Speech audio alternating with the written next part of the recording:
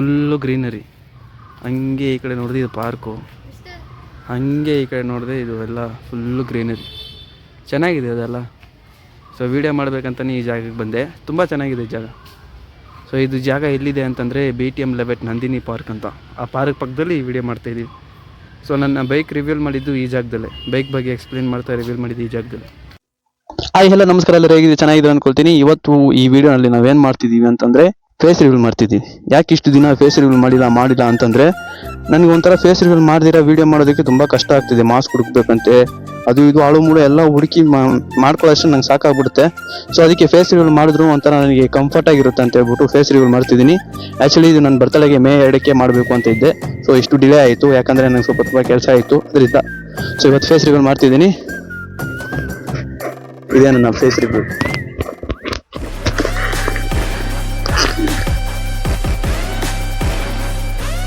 So ನಾನು ಜಾಸ್ತಿ grand ಆಗೆಲ್ಲ ಫೇಸ್ ರಿವ್ಯೂಲ್ ಮಾಡೋಕೆ ಹೋಗಲ್ಲ. ಜಸ್ಟ್ ಸಿಂಪಲ್ ಆಗಿ ಫೇಸ್ ರಿವ್ಯೂಲ್ ಮಾಡ್ತೀನಿ ಅಷ್ಟೇ.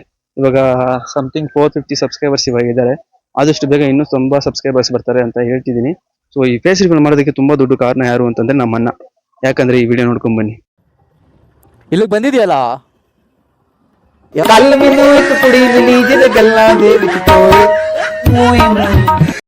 ಹೋಗೋಣ ಬಾ. ನನಗೆ ನೆನಪಿಲ್ಲ.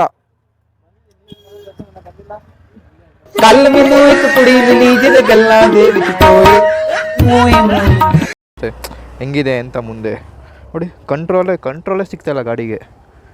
ಸೊ ಅದಕ್ಕೆ ಇಲ್ಲೇ ನಿಂತ ನೋಡಿ ಪುಣ್ಯಾತ್ಮ. ಸೊ ನೋಡಿದ್ರಲ್ಲ ವಿಡಿಯೋ. ಈ ಕಾರಣಕ್ಕೆ ನಮ್ಮನ್ನ ಫಾಲ್ಟ್ ಹೇಳೋದಿಲ್ಲ, ಯಾಕಂದ್ರೆ ನಾನು ಈ ಕೆಲಸ ಮಾಡಿದ್ದೀನಿ. ತುಂಬಾ ಕಷ್ಟ ಆ ಥರ ಫೇಸ್ ಮುಚ್ಚುಮರೆ ಮಾಡಿ ವಿಡಿಯೋ ಮಾಡೋದು ಅಂತಂದ್ರೆ. ಸೊ ಅದಲ್ದಿರ ನನಗೂ ಕಂಫರ್ಟ್ ಏನು ಅನಿಸ್ತಾ ಇದ್ದಿಲ್ಲ. ಯಾಕೋ ಒಂಥರ ಏನೋ ಒಂದು ಮಿಸ್ ಹೊಡಿಯೋ ಥರ ಅನಿಸ್ತಾ ಇತ್ತು. ಇನ್ನು ಮುಂದೆ ನನಗೆ ಇವತ್ತಿಂದ ಒರಿಜಿನಾಲಿಟಿ ಒಂಥರ ಚೆನ್ನಾಗಿರುತ್ತೆ. ನಮ್ಮ ಫ್ರೆಂಡ್ಸ್ ಕೂಡ ಹೇಳ್ತಿದ್ರು ಫೇಸ್ ರಿವ್ಯೂಲ್ ಮಾಡು ಅಂತ. ಸೊ ಇವತ್ತಿಂದ ನಾನು ಫೇಸ್ ರಿವ್ಯೂಲ್ ಮಾಡಿನೇ ಮಾಡ್ತೀನಿ. ಏನೇ ಆಗಲೂ ಪರವಾಗಿಲ್ಲ, ನೋಡ್ಕೊಳ್ಳೋಣ. ಮತ್ತೆ ಇನ್ನೊಂದು ವಿಷಯ ಏನು ಅಂತಂದ್ರೆ, ಮಾಸ್ಕ್ ಹುಡುಕ್ಬಿಟ್ಟು ವಿಡಿಯೋ ಮಾಡಬೇಕು ಅಂತಂದ್ರೆ ಅದೊಂದು ರೀತಿಯ ಕಷ್ಟ.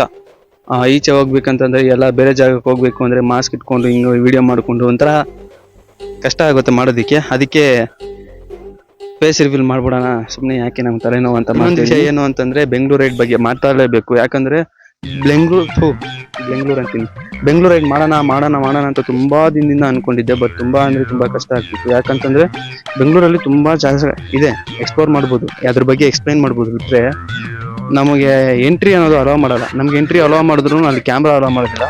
ಅದರಿಂದ ನಿಮಗೆ ತುಂಬಾ ವಿಜುವಲ್ಸ್ ತೋರ್ಸೋದಕ್ಕೂ ಆಗೋದಿಲ್ಲ, ತುಂಬಾ ಪ್ರಾಬ್ಲಮ್ ಆಗುತ್ತೆ. ಬೆಸ್ಟ್ ಎಕ್ಸಾಂಪಲ್ ಅಂದ್ರೆ ಓಂಕಾರ್ ಹಿಲ್ಸು. ಆ ಓಂಕಾರ್ ಹಿಲ್ಸಿಂದ ತುಂಬಾ ಪ್ರಾಬ್ಲಮ್ ಆಗಿತ್ತು. ವಿಡಿಯೋ ಮಾಡೋದಕ್ಕೆ ನಂಗೆ ಕಷ್ಟ ಆಯ್ತಾಯಿತ್ತು. ಮತ್ತೆ ಇನ್ನೂ ತುಂಬಾ ಒಳ್ಳೆ ದೇವಸ್ಥಾನಗಳಿದೆ ಬೆಂಗಳೂರಲ್ಲಿ. ಹೇಳ್ಬೇಕಂದ್ರೆ ಆ ದೇವಸ್ಥಾನಗಳನ್ನ ಎಕ್ಸ್ಪ್ಲೋರ್ ಮಾಡ್ಬೇಕಂದ್ರೆ ನಂಗೆ ಪರ್ಮಿಷನ್ ಸಿಗಲ್ಲ ಹೊರಡೆಲ್ಲ ಬಿಡೋದಕ್ಕೆ. ಅದಕ್ಕೆ ಏನ್ ಮಾಡೋಣ ಅಂತ ಅನ್ಕೊಂಡಿದೀನಿ ಅಂತಂದ್ರೆ, ಯಾವ್ದಾದ್ರು ಮೇನ್ ಪ್ಲೇಸ್ ತುಂಬಾ ನಾನೇನ್ ಅನ್ಕೊಂಡಿದ್ದೇನೆ, ಒಂದು ಆಲ್ಮೋಸ್ಟ್ ಎಲ್ಲ ಫುಲ್ ಕವರ್ ಮಾಡ್ಬೇಕು ಅನ್ಕೊಂಡಿದ್ದೆ. ಒಂದು ಪ್ಲೇಸ್ ಬಿಡ್ದಿರಾ ಬೆಂಗಳೂರಲ್ಲಿರೋ ಪ್ರತಿಯೊಂದು ಪ್ಲೇಸು ಕವರ್ ಮಾಡ್ಕೊಳ್ಳೋಣ ಅಂತಿದ್ದೆ. ಬಟ್ ಅದಾಗೋ ಕೆಲಸ ಅಲ್ಲ ಅಂತ ಇವಾಗ ಗೊತ್ತಾಯ್ತು. ಸೊ ಮೈನ್ ಪ್ಲೇಸ್ ಯಾವ್ದಿದೆ ಅಂತಂದ್ರೆ ವಿಧಾನಸೌಧ, ಕಬ್ಬನ್ ಪಾರ್ಕು, ಇಂಥದ್ದೆಲ್ಲ ಕವರ್ ಮಾಡ್ಕೊಂಡು ಬೆಂಗಳೂರು ರೈಡ್ ಆದಷ್ಟು ಬೇಗ ಮುಗಿಸ್ಬಿಡೋಣ ಅಂತಿದ್ದೀನಿ. ಸೊ ಅಷ್ಟೇ ಇವತ್ತಿನ ಈ ವಿಚಾರ. ಸೊ ಫೇಸ್ ರಿವ್ಯೂಲ್ ವಿಡಿಯೋ ಕೂಡ ಆಯಿತು.